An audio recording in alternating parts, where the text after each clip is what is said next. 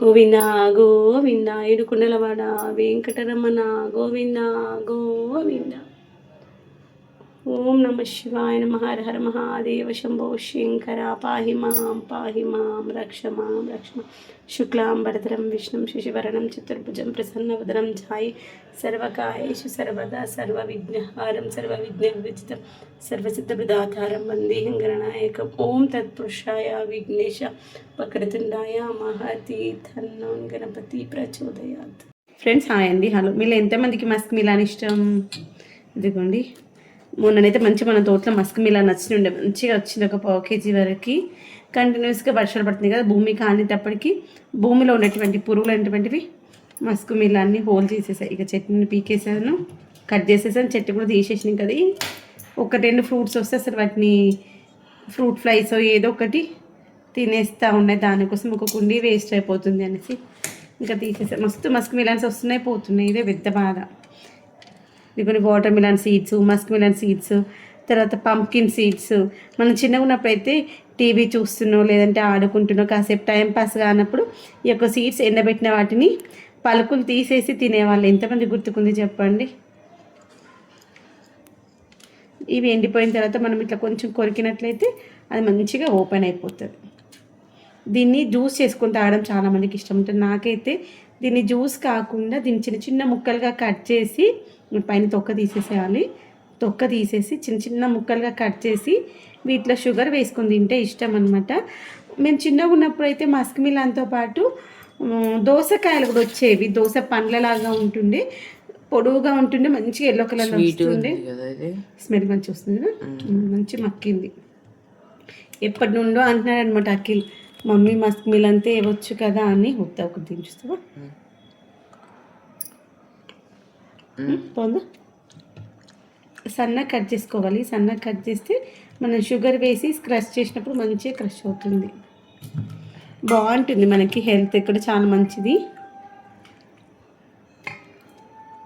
ఈ పైన స్కిన్ కొంచెం మందంగా ఉంటుంది కాబట్టి ఫ్రూట్కి ప్రొటెక్షన్ లెక్కన కొంచెం గట్టిగా ఉంటుంది. నైఫ్తోనే వస్తుంది, పీలర్స్తో వస్తుంది రాదు.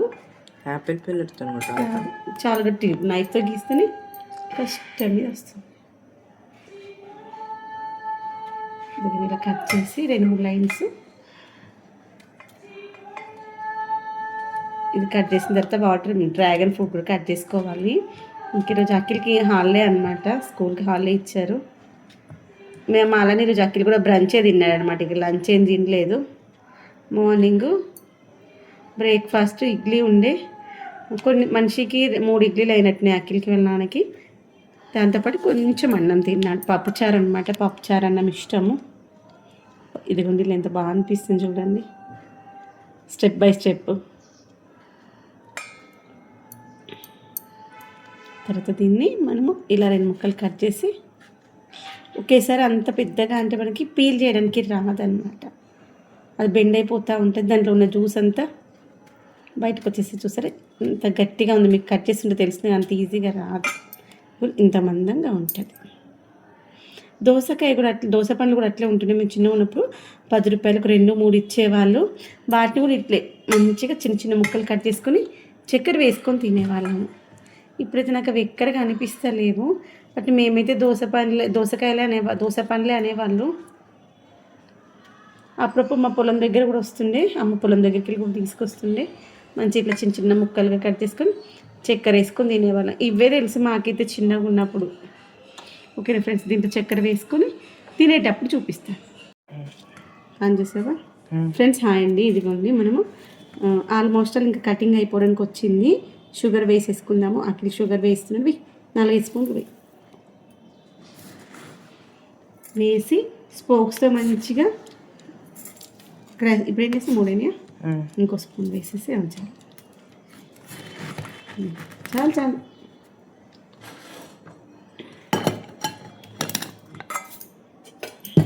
క్రష్ చేయి. ఫోన్ పెట్టుకుని అంటే క్రష్ పొడిచినట్టాను. క్రషింగ్ అంటే నేను అన్నది, లేకపోతే తనకి 1 నిమిషం అన్నాక నువ్వు అనేసి. మన చేతులకి ఎక్కడైనా పంప్కిన్ సీడ్స్ ఉంటే, మస్క్ మిలాన్ సీడ్స్ ఉంటే పడతాయి. ఇప్పుడు మనం ఇప్పుడు ఇవన్నీ కిచెన్ వేస్ట్లో వేస్తాం కదా తొక్కలు, ఆ వేసిన తొక్కలని మళ్ళీ మొక్కలు వచ్చేస్తాయి తెలుసా, తొక్కలకి మొక్కలు వస్తాయి. తొక్కలకి అంటే కిచెన్ వేస్ట్లకి వెళ్ళి అనమాట, తొక్కలు ఉండే అంటే సీడ్స్ కూడా వేస్తాను కదా. ఇవన్నీ ఇలా మంచిగా క్రష్ చేసినట్టు అన్నాం అనుకోండి,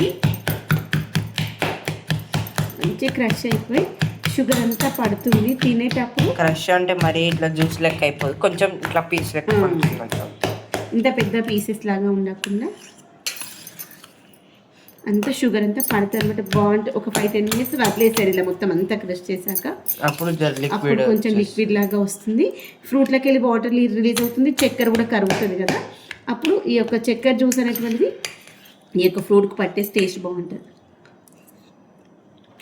బాగుంది. ఒక నిమిషం తింటప్పుడు చూపిస్తాం మంచి.